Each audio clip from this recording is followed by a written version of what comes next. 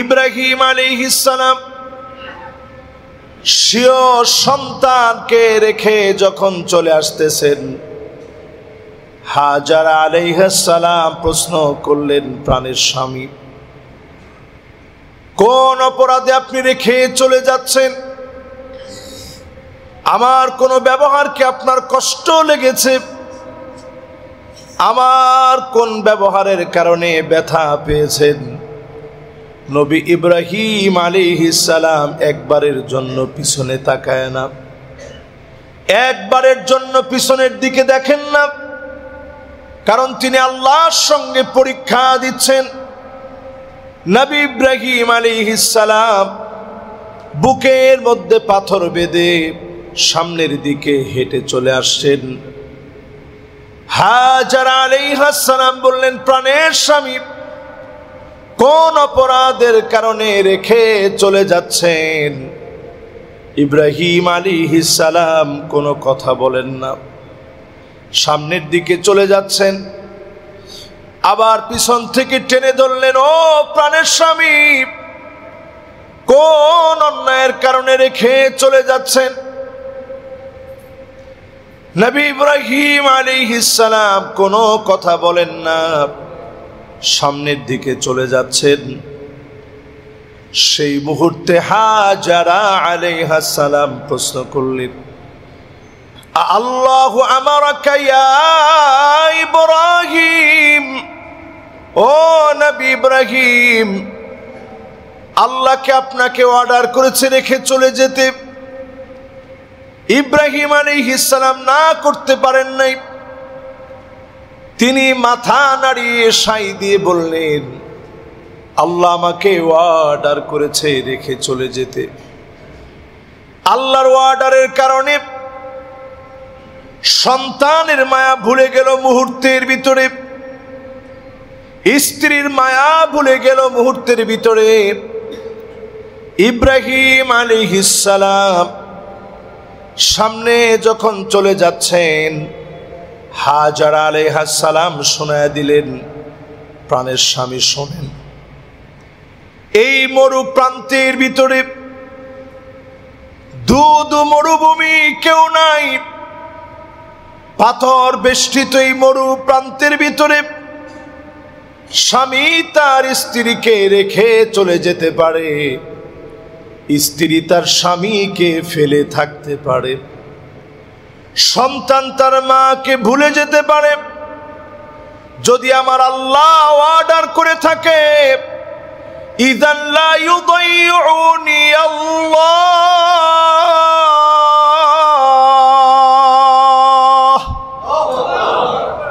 আমার আল্লাহ যদি অর্ডার করে থাকে, এই মরু প্রান্তের ভিতরে কেউ আমাকে মনে রাখো কার না রাখো, আমি হাজারা খেয়ে আছি না না খেয়ে আছি, অভুক্ত আছি, এই সব ব্যাপারে দুনিয়ার কেউ খবর না নেক, অবশ্যই যিনি খবর নিবেন তিনি কে? সেই খালি মরু প্রান্তের ভিতরে হাজারা আলাইহিস সালাম একা একটা মহিলা মানুষ, উনাকে উম্মুল আরব বলা হয়, গোটা আরব উনাকে মা বলে। মা কেন মা বলে? কেমন মা ছিলেন একটু চিন্তা করেন। একা একটা মানুষ এই মরু প্রান্তের ভিতরে, অবুজ একটা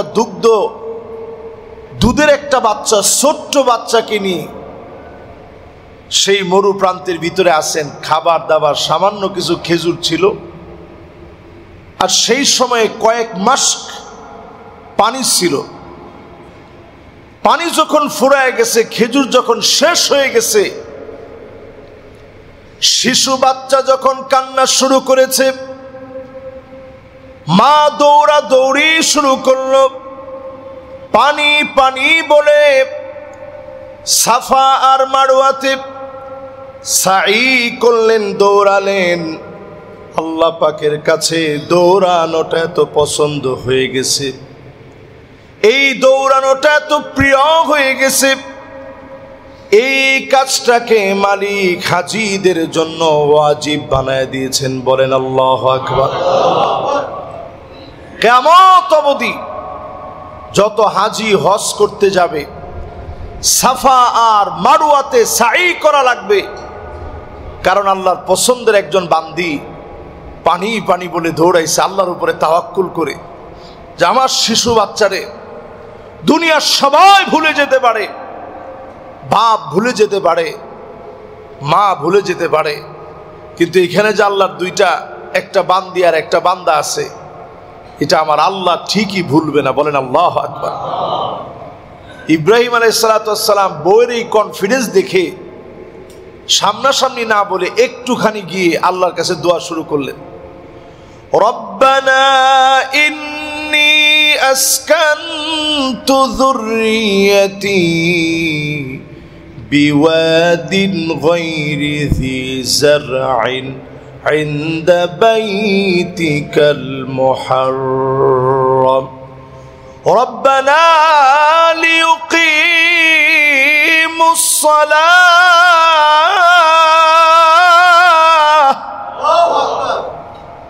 আল্লাহ রাব্বুল আলামিন নবী ইব্রাহিম আলাইহিস সালামের দোয়া এমন ভাবে কবুল করলেন, তিনটা দোয়া করলেন। আওয়াজ করে বলেন কয়টা? এই যে আজকে যে কাবা আপনারা দেখেন, কাবার গিলাফের ভিতরে প্রতিদিন বাংলা টাকায় লক্ষ লক্ষ না কোটি টাকার আতর ব্যবহার করা হয় শুধু কাবার গিলাফে, হাজরে আসওয়াদে, মুলতাজামে, রুকনে ইয়ামানিতে এবং কাবার চৌকাঠের সামনে কোটি টাকার শুধু আতর ব্যবহার করা হয় প্রতিদিন, কোটি টাকার উপরে প্রতিদিন এইভাবে ঢেলে দেয়। যারা আপনারা গেছেন দেখবেন এই আতরটা আমাদের বাংলাদেশে আতর, সিলেটের দেহনিল উদ আতর যে গাছ আছে ওই গাছ থেকে সংগ্রহ করা কাঠগুলোকে ভিজিয়ে আল্লাহ তাআলার একটা মেহেরবানিতে এই আতরগুলো চলে যায় কাবাতে। আরবের কাছে এটা খুবই প্রিয় আতর, উদ নামক আতরটা সেখানে সার্বক্ষণিক দেওয়া হয়। বলার উদ্দেশ্য হচ্ছে এই যে ঘরটা আজকে আপনি এরকম দেখতেছেন, এটা কত বড় ত্যাগ আর কোরবানির পরে এই জায়গায় আসছে একটাবার চিন্তা করেন। ইব্রাহিম আলাইহিস সালাম ৮৬ বছর পরে সন্তান পেয়ে রেখে চলে যাওয়ার সময় দোয়া করলেন, আয় আল্লাহ আমার কলিজার টুকরা সন্তানকে রেখে যাচ্ছি, আপনার ঘরের সামনে রেখে চলে যাচ্ছি, আপনি ছাড়া তো আমার কেউ নাই, আয় আল্লাহ আমার এই সন্তানকে দিয়ে নামাজকে প্রতিষ্ঠা করে দিয়েন। এক নাম্বার দোয়া করলেন নামাজকে প্রতিষ্ঠা করে দিন। ২ নাম্বার দোয়া করলেন আল্লাহ মানুষের মহব্বত আমার এই পরিবারের উপরে দিয়ে দিন।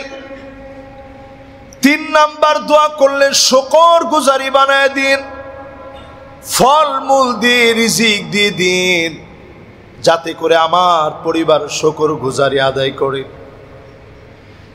তিনটা দোয়া করলেন, দোয়াগুলো কবুল হয়ে গেল।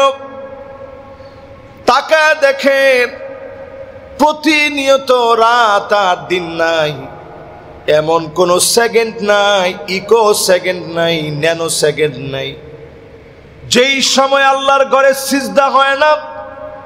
প্রতিনিয়ত আল্লাহর গোলামেরা সিজদা অবনত হয়ে বাইতুল্লাহ গিয়ে মনের আশাগুলো আল্লাহকে খুলে বলে, আল্লাহর ঘরের দিকে তাকায়া 2টা চোখ ভিজায় ফেলে। এমন কোন মুহূর্ত নাই যেই মুহূর্তে সিজদা হয় না। এত দামি আল্লাহ বানায় দিলেন, প্রত্যেক মুহূর্তে সিজদার জায়গা হয়ে গেল। সারাক্ষণ সার্বক্ষণিক সিজদা চলতেছে। পৃথিবীর পূর্ব পশ্চিম উত্তর দক্ষিণ সারা দুনিয়া কাবার দিকে ফিরে নামাজ পড়তেছে। আমার এইখানে যখন ফজরের নামাজ, অন্য জায়গায় হয়তো অন্য নামাজ চলতেছে, সারা দুনিয়ার ভিতরে সেজদা চলতেছে, আল্লাহর এই ঘরটাকে সার্বক্ষণিক যিনি পুনরুজ্জীবিত করে দিলেন তিনি কে?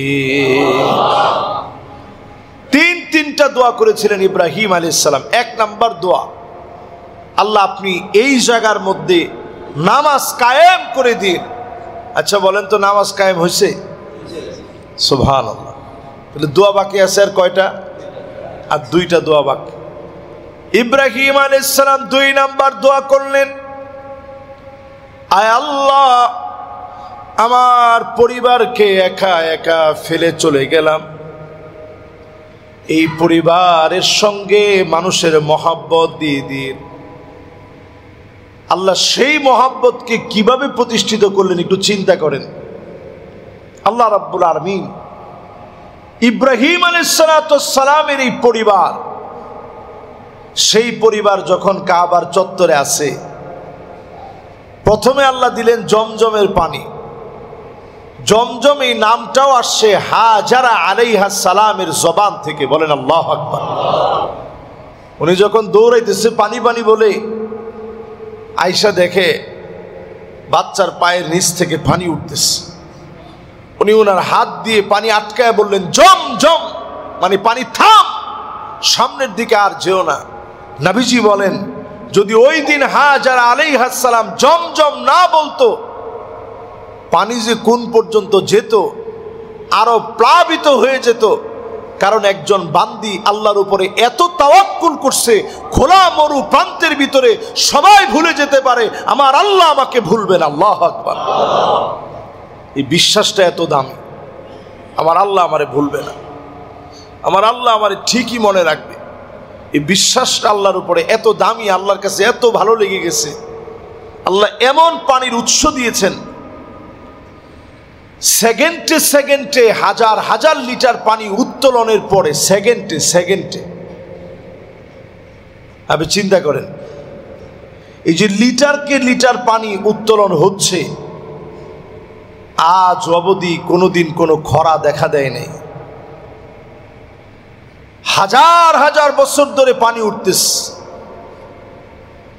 সায়েন্টিস্টরা এই একটা জায়গায় অবাক হয়ে যায় যে পানির লেয়ারটা আসলে কোথায়, এর গভীরতা কোথায়। তো তারা অবাক হয়ে যায়, এই পানি উঠাইছে, একটু লেয়ারটা নিচের দিকে নেমে গেছে, আবার লেয়ারটা পুরা হয়ে গেছে। সুবহানাল্লাহ। এই পানি নিয়ে গবেষণা করে দেখেছে, খাদ্যের যে উপাদান, আমিষ বলেন, শর্করা বলেন, প্রোটিন বলেন, ভিটামিন বলেন, সকল রকমের উপাদান আল্লাহ রাব্বুল আলামিন জমজমের পানির ভিতরে দিয়ে রেখেছে। সুবহানাল্লাহ। এটা তাআমু তুমিন, জমজমের পানি খালি পানি না। আমি নিজে সাক্ষী, এখানে অসংখ্য হাজী সাহেবরা আছেন এবং যারা উমরা করছেন এরকম অনেক সাক্ষী আছেন। আমি নিজে একদিন শুধু এটা ট্রাই করার জন্য যে আজও কি জমজমের পানি খেয়ে থাকা যায় কিনা একটু দেখি, শুধু জমজমের পানি খেয়ে লম্বা সময় আমি ছিলাম। আমার পেটে আমি কোনো ক্ষুধা অনুভব করি নাই। আমার কাছে মনে হয়েছে আমি খাবার খেলে যেভাবে আমার ভিতরে একটা ফিটনেস আসে, শারীরিক সক্ষমতা এবং শক্তি তৈরি হয়, জমজমের পানি খাওয়ার পরে আল্লাহ তাআলা এইরকম একটা সক্ষমতা, শারীরিক শক্তি দান করে। বলেন আল্লাহু আকবার। এবং কত রোগের যে উপকার, এটার কোনো শেষ নেই। জমজমের পানি এমন পানি, মা উ জমজম লিমা শুরিবা বিহি, জমজমের পানি আপনি যে জন্য খাবেন, ওই আশা আল্লাহ তাআলা চাইলে পুরা হয়ে যাবে। সুবহানাল্লাহ। তাহলে ইব্রাহিম আলাইহিস সালাম দোয়া করছেন কয়টা? 3 দোয়ার প্রথম দোয়া, আল্লাহ আপনি আমার এই পরিবারকে দিয়ে এই ঘরের ভিতরে নামাজকে কায়েম করে দেন, দোয়া কবুল। 2 নাম্বার দোয়া করছেন, মানুষের ভালোবাসা আমার এই পরিবারের প্রতি আল্লাহ আপনি বাড়ায়া দেন। এই দোয়া আল্লাহ কেমনে কবুল করছে আজকের দিন পর্যন্ত একটু হিস্ট্রি গাইডা দেখেন। আমি অবাক হয়ে যাই, যেখানে কোনো মানুষ নাই, ওই পানি পাওয়ার কারণে আরবের একটা গোত্র নাম ছিল জারহুম। বলেন কি নাম? এই জারহুম নামক গোত্র পাশ দিয়ে যাচ্ছিল, এরা মরুভূমিতে ব্যবসা করার জন্য আসছে। তারা দেখতেছে একটা জায়গায় পাখি খুব কিচিরমিচির করতেছে, তাদের বুঝতে আর বাকি নেই যেই জায়গায় পানি কিচিরমিচির করতেছে মরুভূমিতে, এই জায়গায় আল্লাহ কোনো না কোনো পানির একটা উৎস আল্লাহ তাআলা দিয়ে দিছে। গিয়ে দেখে ঠিকই ফুটফুটে একটা বাচ্চার পাশে আল্লাহ তাআলা একটা প্রস্রবণ জারি করে দিয়ে পানির ব্যবস্থা আল্লাহ তাআলা করে দিয়েছে। সুবহানাল্লাহ। জারহুম গোত্র বলছে যে আমরা কি তোমাদের এখানে একটু থাকতে পারি? তো সেই মুহূর্তে হাজরা আলাইহিস সালাম বললেন যে হ্যাঁ, তোমরা থাকতে পারো, তবে এই পানির কোনো ক্ষতি করা যাবে না। আল্লাহ তাআলা ঠিকই তাদেরকে সেখানে রেখে ইসমাঈল আলাইহিস সালাতু ওয়াস সালামকে শুদ্ধ আরবি শিখানোর মধ্য দিয়ে আমার নবী এই বংশ থেকে আসবে, ইসমাঈল আলাইহিস সালামের বংশ থেকে আসবে, এই পরম্পরায় শুদ্ধ আরবি আল্লাহ রাব্বুল আলামিন শিখাই দিলেন। জোরে বলেন আল্লাহু আকবার। চিন্তা করেন আল্লাহর ফয়সালা, এক পানি দিয়ে মানুষের ভালোবাসা আল্লাহ তাআলা এই পরিবারের প্রতি বাড়ায় দিলেন। 2 নাম্বার দোয়া কবুল, বাকি থাকে দোয়া কয়টা? শেষ দোয়া করলেন আল্লাহ আপনি ফলমূল দিয়ে রিজিক দিয়েন। দেখেন ফলমূল দিয়ে কি পরিমাণ রিজিক। বাংলাদেশে আমরা কয়টা ফল দেখছি? আমাদের দেশে, এই দেশের ভিতরে ফলের তো অভাব নেই, কিন্তু আরব দেশে আপনি গিয়ে দেখেন, যেমন কা নামে একটা ফল আছে, টমেটোর মতো দেখতে। কে কে দেখছেন? একজনও নাই? মাশাআল্লাহ, একজন দুইজন, মাশাআল্লাহ। কাকা দেখছেন না টমেটোর মতো? যারা উমরায় গেছেন সবাই তো দেখার কথা। এটা আলহামদুলিল্লাহ আরব দেশে খুব চলে, আলহামদুলিল্লাহ অনেকে দেখছে, আমাদের আসিফ ভাই দেখছে, আরো অনেকে দেখছে। তো এই যে একটা ফল, এই ফলটা আমরা বাংলাদেশে তেমন দেখি নেই। শাম্মাম নামে একটা ফল আছে, বাঙ্গির মতো, কিন্তু এটা স্বাদই ভিন্ন রকম। এরপরে সেখানে বিভিন্ন কুম্বাসারা নামে একটা ফল আছে, যেটা আমরা বাংলাদেশে সচরাচর দেখিনি। এরকম অসংখ্য ফল আছে যেগুলো বাংলাদেশে আমি দেখিনি, কিন্তু সেই জায়গাতে আপনি গেলে দেখবেন ফলের কোনো অভাব নেই। ইব্রাহিম আলাইহিস সালাম দোয়া করছে, আল্লাহ আপনি আমার পরিবারে ফলমূল দিয়া রিজিক দিয়েন। আল্লাহু আকবার। পাথর আর পাথর চতুর্দিকে, এখানে ফল আসে কোত্থেকে? আল্লাহ তাআলা সেই যুগ থেকে নিয়ে আজ অবধি ঠিকই তাদেরকে ফলমূল খাইয়ে আল্লাহ তাআলা বাঁচিয়ে রেখেছেন। আল্লাহ তাআলা তাদেরকে ফলমূলের কোনো অভাব দেন নাই। এই জন্য মসজিদ এমন জায়গা, মসজিদ আল্লাহর এমন ঘর, এই ঘরকে কেন্দ্র করে আপনি যদি ইখলাসের সাথে কাজ করেন, আপনাকে যিনি কবুল করে নেবেন তিনি কে? আল্লাহ। আলহামদুলিল্লাহ, সুম্মা আলহামদুলিল্লাহ। আল্লাহর অসংখ্য মেহেরবানি, আমরা যারা সলাতুল জুমাতে আসছি, আগে ভাগে আমি অনেক মুসল্লিদেরকে পাই যারা এসে 11টা থেকে এখানে বসে থাকেন। শুধু 11টা থেকে এসে বসে থাকেন এমন না, ঢাকার বিভিন্ন প্রান্ত থেকে এখানে এসে আপনারা আগে ভাগে বসেন। সওয়াবটা কেমন? এক একটা পা আপনি যেখান থেকে দিয়েছেন, 1 বছর এক একটা পায়ের জন্য দাঁড়ায় থেকে তাহাজ্জুদ পড়লে যেমন সওয়াব হবে, দিনের বেলায় রোজা রাখলে, নফল রোজা টানা 1 বছর রাখলে যেমন সওয়াব হবে, এক একটা পায়ের বিনিময়ে সম পরিমাণ সওয়াব বান্দার আমল নামে আল্লাহ উঠায় দিয়েছে। সুবহানাল্লাহ। তাহলে চিন্তা করেন মসজিদ কেমন জায়গা। এই জায়গাতে যারা আসে আল্লাহ তাদেরকে এত দামি বানায় দেন। আপনি আস্তে আস্তে আল্লাহর কাছে কত কিছু বলছেন, আল্লাহ আপনি তো আমার মালিক। আস্তে আস্তে মনের ভিতরে কত দোয়া মনের ভিতরে আসছে, আল্লাহ আমার এটা যদি আপনি দিতেন। আমি প্রতিনিয়ত চিন্তা করি, এই যে যারা যারা আসছেন সবার মনের ভিতরে কত দোয়া আছে। ফাহুয়া হাজ্জুহু, নবীজি বলছেন যে যে নিয়ত করে মসজিদে আসে, আসার সময় যে দোয়াগুলো করে আল্লাহ পাক দোয়াগুলা কবুল করে নেয়। সুবহানাল্লাহ। এই জন্য মসজিদে যখনই আমরা আসি, মসজিদে আসছে আল্লাহর ঘরে, মেহমান হয়েছে আমার মালিকের, এই নিয়ত নিয়ে যখন আপনি আসবেন, আপনি আল্লাহর কাছে প্রতিনিয়ত দামি হবেন, প্রতিনিয়ত দামি হবেন, প্রতিনিয়ত দামি হবেন। ওয়াসজুদ ওয়াক্তারিব, এসে যখন সিজদা দিবেন আল্লাহর কাছে এত দামি হয়ে যাবেন। আকরাবু মা ইয়াকুনুল আবদু মির রাব্বিহি ওয়া হুয়া সাজিদুন ফাআকসিরুদ দুআ। আপনি যখন মসজিদের ভিতরে সিজদা অবনত হবেন আল্লাহর কাছে মন থেকে বলবেন, আয় আল্লাহ আমার এটা লাগবে। নফল নামাজের সময় মনের ভিতরে ভিতরে বলবেন, মুখে বলা লাগবে না, অন্তরের ভিতরে আসতে দেরি হবে। যিনি কবুল করতে দেরি করবেন না তিনি কে? সম্মানিত প্রাণ প্রিয় মুসল্লিয়ান কেরাম, যারা আমার সামনে মুহূর্তে বসছেন, আমাদের কি কি দোয়া আছে জীবনে, আর রসুলের জীবনে কি কি দোয়া ছিল? জীবনে কোনোদিন আল্লাহর কাছে অভিযোগ করে নাই যে আল্লাহ আপনি আমারে ভালো খাওয়ান নাই কেন?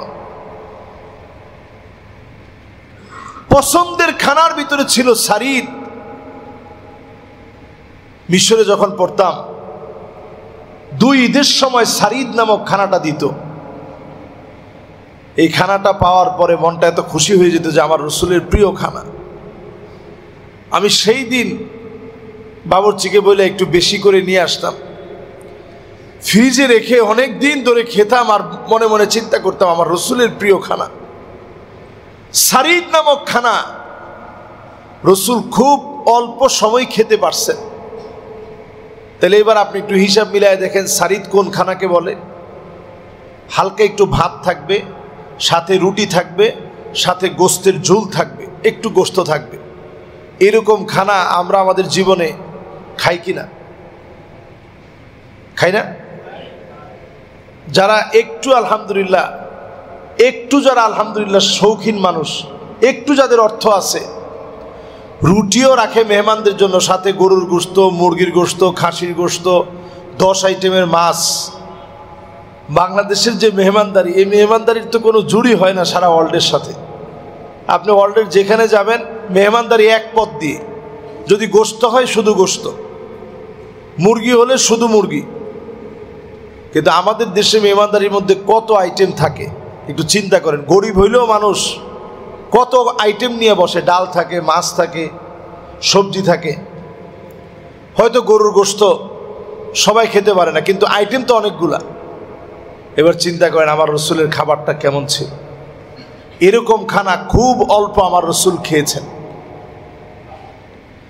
আল্লাহর নবী আমার প্রায় সময় খাবার খেয়েছেন।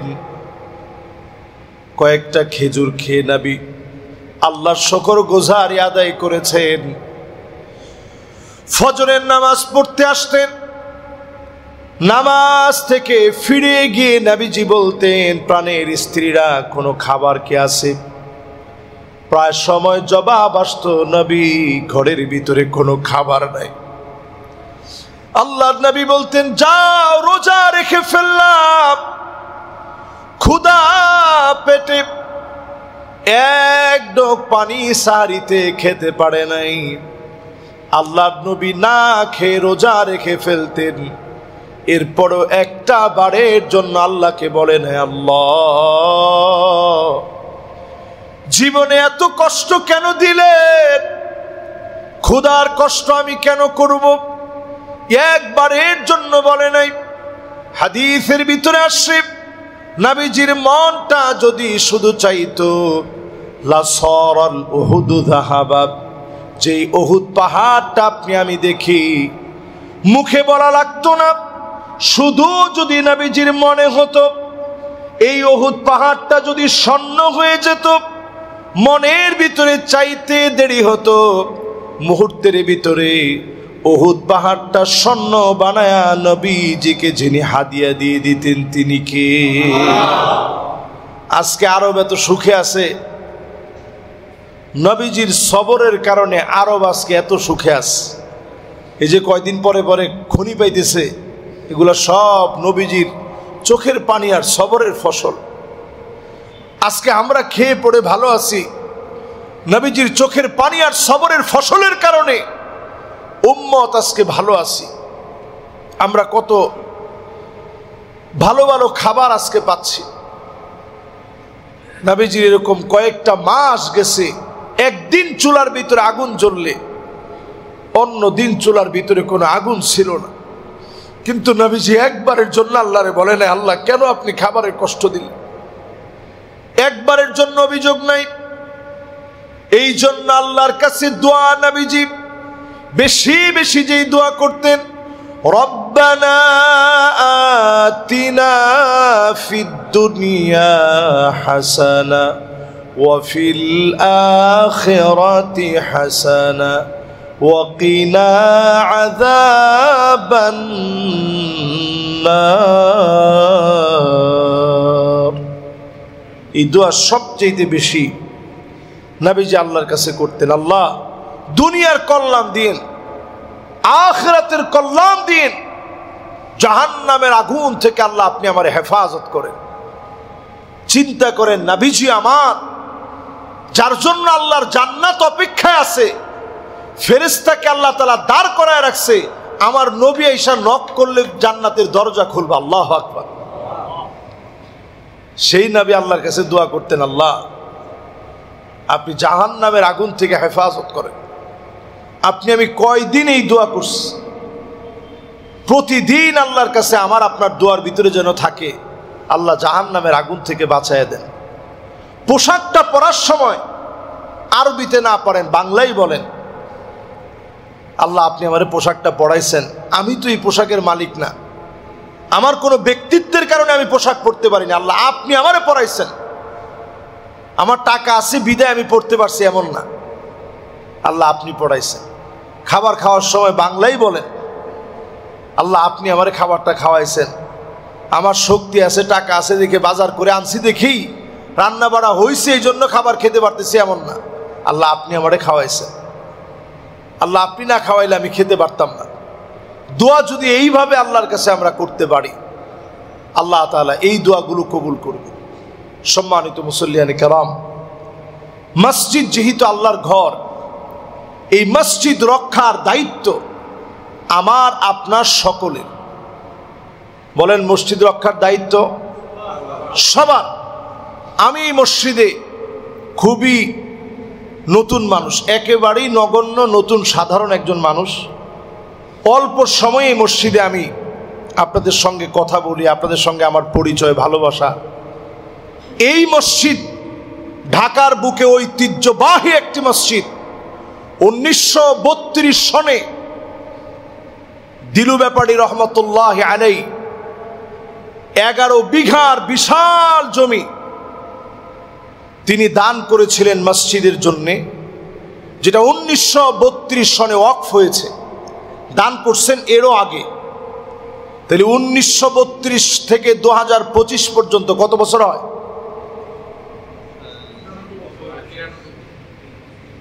100 বছর হইতে আর মানে ওয়াকফ হয়েছে, এটার জন্য বাকি 7 বছর। আমি আমার ছোটবেলাতে দেখেছি এই মসজিদের পাশেই পুকুর ছিল, এটা আমি আমার নিজের ছোটবেলাতে দেখছি। আর এখানে যারা আমার মুরব্বীরা আছে ওনারা তো আলহামদুলিল্লাহ, আপনারা তো দেখছেন এখানে ধান ক্ষেতও ছিল। ধান ক্ষেত দেখছেন তো? এখানে ধান ক্ষেতও ছিল মসজিদের পাশ, মসজিদের ধান ক্ষেত। এবং শেখ দিলু ব্যাপারী তিনি একটা ওসিয়ত করে গেছেন, এই ধান ক্ষেতের ধান বিক্রি করে এবং পুকুরের মাছগুলো বিক্রি করে এখানে যিনি খতিব হবেন, ইমাম হবেন, মুআজ্জিন হবেন, খাদেম হবেন, ওনাদের বেতন যেন এখান থেকে দেওয়া হয়। চিন্তা করেন কি সুদূর প্রসারী চিন্তা। পরবর্তী সময়ে যখন এখানে রেলওয়ের একটা একর হয়, তখন কিছু জায়গা সরকার থেকে অধিগ্রহণ করা হয়। সেই অধিগ্রহণের পরে সর্বশেষ হাতিরঝিল প্রকল্পের জন্যে আরেকটা বার এই মসজিদের জমি সরকার কর্তৃক একোয়ার করা হয়। তার একটা টাকা মসজিদকে বুঝিয়ে দেয়, এটা সরকার কর্তৃক সিদ্ধান্ত নিছে, এ ব্যাপারে আমাদের কোনো কথা নেই। কিন্তু এর পরেও এসিল্যান্ডের কাছে যখন আমরা দরখাস্ত করেছি যে বাকি আর কতটুকুন জমি আছে আপনারা বুঝাইয়া দেন, সরকারি দপ্তর কর্তৃক 24 কাঠা জমি আমাদেরকে বুঝিয়ে দেওয়ার পরেও আমরা সেই জায়গা এখনো মসজিদ ব্যবহার করতে পারছি না, এখনো সেই জায়গায় আমরা যেতে পারছি না। ওই জায়গাটা নানা সলা কৌশলে সেই সময়ের যিনি ডাইরেক্টর ছিলেন হাতিরঝিল প্রকল্পের মেজর শাকিল, উনি বললেন এই জায়গাটা যেহেতু খালি আছে, পড়া আছে, আমাদেরকে কয়েকটা দিন ব্যবহারের জন্য দেন, যারা এখানে নির্মাণ কাজ করবে ওনারা এই জায়গার মধ্যে থাকবে, এরপরে নির্মাণ কাজ শেষ হয়ে গেলে চলে যাবে। নির্মাণ কাজ শেষ হয়ে গেল, আমরা আরেকটা বার ওনার কাছে অ্যাপ্লাই করেছি। সকল ডকুমেন্টগুলো দেখার কারণেই আমি আজকে জুমাতে আপনাদেরকে সচেতন করার জন্য কথাগুলো বলছি। আপনাদের অসুবিধা নাই তো? এই মসজিদটা তো শুধু আমার না, এই মসজিদটা কার? আজকে আমি এটা নিয়ে আলোচনা করতে চাইছি। মসজিদটা কিন্তু আমার না, মসজিদটা কোনো কমিটির না, মসজিদটা কার? মসজিদটা আল্লাহর ঘর। আল্লাহর ঘরের জন্যে আমার আপনার যদি জীবন চলে যায়, এই জীবন চলে যাওয়া আমি আপনি মনে করি শাহাদাতের তামান্না নিয়ে আমরা প্রয়োজনে শহীদ হয়ে যাব, আল্লাহর ঘরের ক্ষতি হতে আমরা দেব না। আমার সাথে কি আপনারা একমত? যদি আমার সঙ্গে আপনারা একমত হয়ে থাকেন, মসজিদের জায়গা 24 কাঠা জায়গা, বাংলাদেশের ঐতিহ্যবাহী মসজিদ, 1932 সনের মসজিদ, এই মসজিদের 24 কাঠা জায়গা নানা সলা কৌশলে মেজর শাকিল সহ ওই সময় আমাদের সঙ্গে কমিটির লোকজন গিয়েছে, বারবার নানাভাবে বুঝিয়ে শুনিয়ে এই জায়গা তারা আমাদেরকে বুঝায় দেয় নাই। যেটা এসিলেন আমাদেরকে, আমাদের দুইটা দাগ 4205 এবং 4207, এই দুইটা দাগের জায়গা মসজিদের জায়গা। এখন যেখানে আপনারা 3 সেট দেখছেন মসজিদের পিছনে, এই পুরো জায়গাটা মসজিদের জায়গা, কাগজপত্র সব মসজিদের। এবং আপনারা দেখেছেন বিগত 3-4 দিনে বিভিন্ন নিউজ পেপারে এ বিষয়ে খবর ছেপেছে, নানাভাবে বিভিন্ন সলা কৌশলে করিম গ্রুপ এখানে আছে। এখন তাদের ব্যাপারে আমাদের বক্তব্য পরিষ্কার। এই জায়গা যেহেতু মসজিদের, কমিটিকে বিভিন্নভাবে তখন জায়গা চাইতে গেলে সরকারের ক্ষমতা বলে কমিটিকে হুমকি দিয়েছে প্রাণনাশের। তো ওনারা সম্মানিত মানুষ, আলহামদুলিল্লাহ। দিলু ব্যাপারীর নাতিনাতকর যারা এখানে আছে, অসংখ্য নাতিনাতকর এখানে আছে, ওনাদের শুধু পারিবারিক বাড়ি আছে 200-250 কম হবে না এই এলাকায়। সাতারকুল থেকে শুরু করে, বাড্ডা থেকে শুরু করে আমাদের মধুবাগ, হাতিরঝিল, মগবাজার মিলায় ওনাদের আত্মীয় স্বজনের অভাব নেই। কিন্তু ওনারা শান্তিপ্রিয়ভাবে চেয়েছে মসজিদের জায়গা যেন মসজিদকে দেওয়া হয়, কোনোভাবে সেটা সুরা হয়নি। এভাবে করতে করতে করতে করতে করতে করতে বিগত 10 বছর ধরে মসজিদের জায়গাটা অবরোধ করা আছে, তারা দখল করে রেখেছে। আমরা কিছুদিন আগে মসজিদ থেকে একটা নোটিশ দিয়েছি কমিটির পক্ষ থেকে। সেই নোটিশের পরে তারা জানিয়েছে যে তারা নাকি রাজুক থেকে জায়গা নিয়েছে। সাংবাদিকরা তাদের সঙ্গে যোগাযোগ করেছে, তারা তেমন কোনো ডকুমেন্টস সাংবাদিকদেরকে দেখাতে পারেনি। এখনো পর্যন্ত আজ অবধি খাজনা প্রদান করি আমরা। যদি জমির জায়গা অন্য কেউ হতো, খাজনা আমরা দেই কেন? সেই খাজনার পেপার আমাদের কাছে আছে। আমরা ইনশাআল্লাহ আগামী জুমাবারের আগেই আমাদের জায়গা আমরা বুঝে পেতে চাই। আপনারা কি বলেন? আপনারা কি আমার সাথে একমত? মসজিদ যত বড় হোক, মসজিদের এক টুকরা জায়গা অন্যায়ভাবে আমরা কাউকে দখল করে খেতে দেব না। এ কথা আমাদের পরিষ্কার কথা। আজকের জুমার মাইক থেকে পরিষ্কারভাবে আমরা ঘোষণা দিতে চাই, আল্লাহর ঘর মসজিদের 1 ইঞ্চি জমি আমরা কাউকে দখল করে খেতে দেব না। এ কথার সঙ্গে যদি আমরা একমত থাকি, ইনশাআল্লাহ আগামী জুমাবারের আগেই আমরা আমাদের কার্যক্রম ইনশাআল্লাহ চালিয়ে যাব। অলরেডি আপনারা দেখেছেন পত্রপত্রিকা এসেছে, শান্তিপ্রিয়ভাবে, যেহেতু এটা আল্লাহর ঘর, আমরা কোনো মায়ের মুখী হব না। এর পাশেই চায়না প্রজেক্ট আছে, ওনারা আমাদের দেশের আগত মেহমান, ওনাদের সঙ্গে আমাদের কোনো দ্বন্দ্ব নাই, এই গ্রুপের সাথে আমাদের কোনো দ্বন্দ্ব নেই। আমাদের দ্বন্দ্বের জায়গা হচ্ছে শুধু আমাদের জায়গা, আমাদের জায়গা আমরা ফিরে পেলে কারোর সঙ্গে আমাদের কোনো দ্বন্দ্ব নেই। দ্বন্দ্ব আছে? কারোর সঙ্গে আমাদের কোনো দ্বন্দ্ব নেই। মসজিদ সবার, ওনারাও আমাদের এখানে আসবে, নামাজ পড়বে, কোনো অসুবিধা নেই। কিন্তু আমরা আমাদের মসজিদের জায়গা যেটা বেদখল অবস্থায় আছে, বারবার চেষ্টা করেও আমরা আমাদের জায়গাটা ফিরে পাই নাই। ঠিক এখন যেই সময়, এই সময়কে অবশ্যই আমরা ইনশাআল্লাহ কাজে লাগাতে চাই। আল্লাহ যেন আমাদের জায়গা আমাদেরকে ফিরিয়ে দেয়। আপনারা সবাই পরামর্শ দিয়ে আমাদের সঙ্গে ইনশাআল্লাহ থাকবেন। যার যেভাবে শক্তি ক্ষমতা আছে, শক্তি ক্ষমতা মসজিদের জন্য ব্যয় করবেন। সামান্য একটু ব্যয় হতে পারে আপনার নাজাতের ওসিলা হবে। আদ-দাল্লু আলাল খাইরি কাফাইলিহি, ভালো কাজ করলে যেমন সওয়াব, ভালো কাজে অংশগ্রহণ করলে সওয়াব, পরামর্শ দিলে সওয়াব।